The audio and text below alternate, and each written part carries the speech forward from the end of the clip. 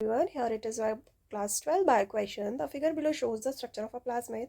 A foreign DNA was ligated at BAMH1.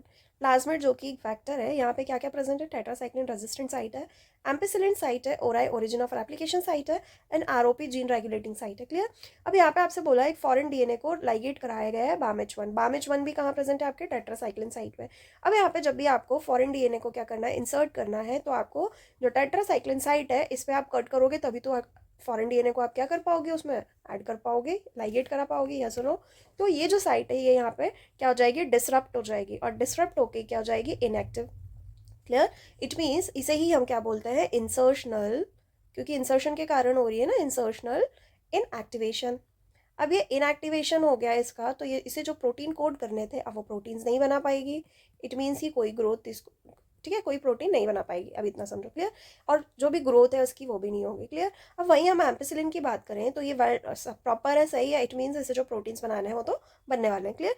Now the transformants were then grown in a medium containing antibiotics both tetracycline and ampicillin. Choose the correct observation for the growth of bacterial colonies from the given table. अब transformants क्या है? तो transformants ऐसे cell हैं या bacteria हैं जिनमें हमने क्या कराया था? इंसर्ट कराया था ना फॉरेन डीएनए. वो प्रॉपर क्या हो जाता है? इनकॉर्पोरेट हो जाता है. ठीक है, उन्हें ही हम क्या बोलते हैं? ट्रांसफॉर्मेंट्स. ये चीज़ क्लियर हुई. अब हम टेट्रासाइक्लिन की बात करें तो टेट्रासाइक्लिन की साइट चूंकि इंटरप्ट हो गई थी तो ये इनएक्टिव हो गई थी.